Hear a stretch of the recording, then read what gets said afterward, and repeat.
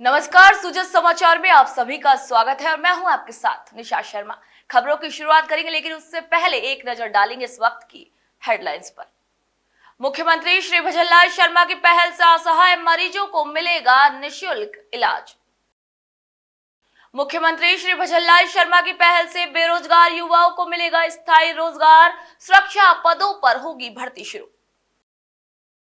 पोखरण अस्पताल में स्वास्थ्य सुविधाओं का विस्तार, मुख्यमंत्री श्री भजनलाल शर्मा की पहल से मिली नई दिशा। नसीराबाद में विशेष योग्यजन सहायता शिविर, मुख्यमंत्री श्री भजनलाल शर्मा की संवेदनशील पहल से दिव्यांगजन हुए सशक्त। चलिए अब खबरों पर बात कर लेते हैं विस्तार से। मुख्यमंत्री श्री भजनलाल शर्मा के मानवीय दृष्टिकोण और संवेदनशील नेतृत्व में राजस्थान सरकार ने एक महत्वपूर्ण निर्णय लिया है। जी हां, अब राज्य में असहाय, वंचित, मानसिक रूप से असक्षम रोगियों को भी निःशुल्क इलाज की सुविधा दी जाएगी। ये सुविधा राजस्थान मेडिकल रिलीफ सोसाइटी के माध्यम से उपलब्ध कराई जाएगी, जिससे प्रदेश के हर जरूरतमंद को स्वास्थ्य सेवाओं का लाभ मिल सके। इस निर्णय से राजस्थान की स्वास्थ्य सेवा प्रणाली में एक नई संवेदनशीलता और करुणा का संचार किया है।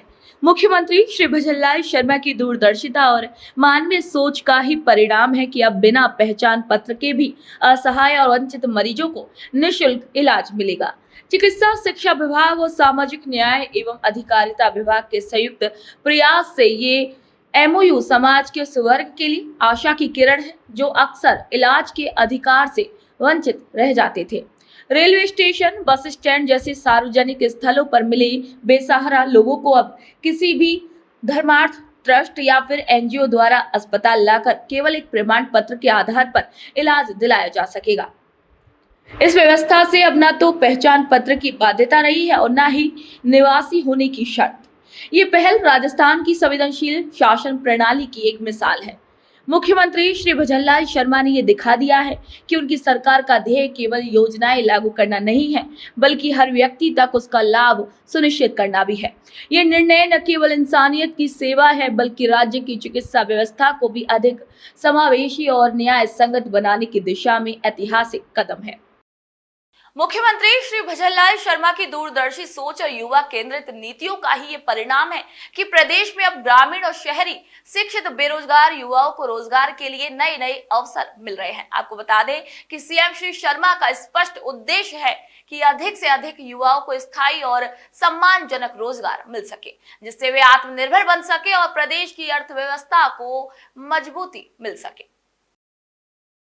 राजस्थान के युवाओं को सशक्त बनाने की दिशा में एक और अहम कदम उठाया गया है। जिला रोजगार कार्यालय और भारतीय सुरक्षा परिषद नई दिल्ली के संयुक्त प्रयास से 13 जून तक एक विशेष कैंपस प्लेसमेंट शिविर का आयोजन किया गया है। इस शिविर में योग्य अभ्यर्थियों को सुरक्षा गार्ड, सुरक्षा सुपरवाइजर और सुरक्षा अधिकारी जैसे पदों पर चयनित किया जा रहा है। इस भर्ती की पूरी प्रक्रिया SIS regional training academy Neemuch के वरिष्ठ भर्ती अधिकारी की देखरेख में चल रही है।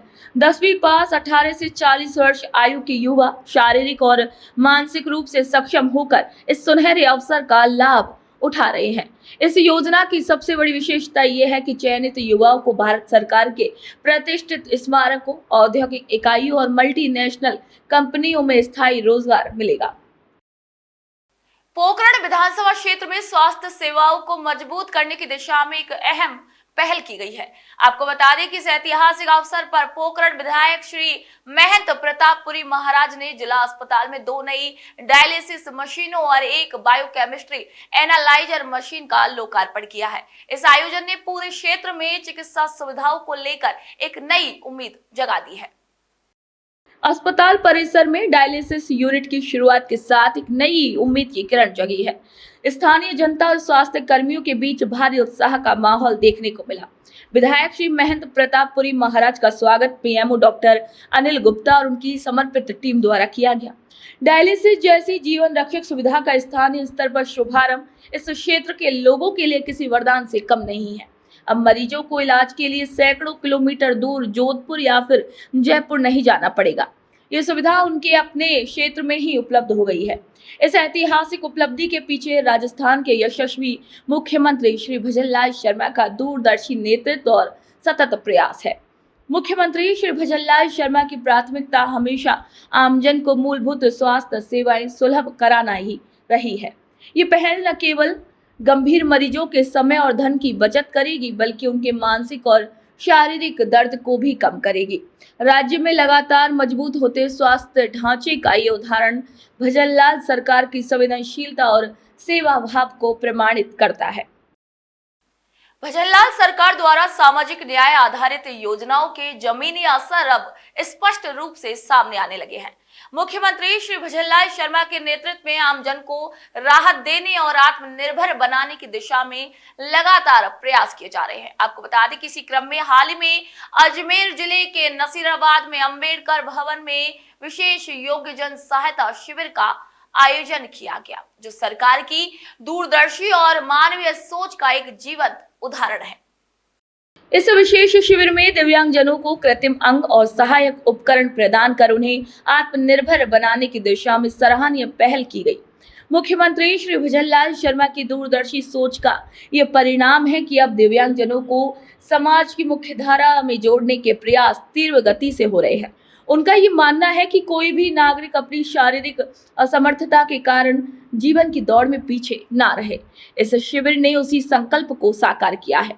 राज्य सरकार का स्पष्ट दृष्टिकोण है कि दिव्यांगजन हमारे समाज की ताकत है और उनके सशक्तिकरण के बिना विकास अधूरा है। नसीराबाद में आयोजित इस शिविर में नगर पालिका, चिकित्सा विभाग, सामाजिक न्याय एवं अधिकारिता विभाग और महिला एवं बाल विकास विभाग की संयुक्त भागीदारी ने इसे सफल और प्रभावशाली बनाया है। इस शिविर में दिव्यांगजनों का पंजीकरण, उपकरण वितरण और सरकारी योजनाओं की जानकारी सहज रूप से उपलब्ध कराई गई। तो सुजय समाचार बुलेटिन में आज के लिए इतना ही। फिर आप सभी से मुलाकात होगी नई खबर, नई जानकारी के साथ। तब तक के लिए मुझे दीजिए इजाजत। नमस्कार।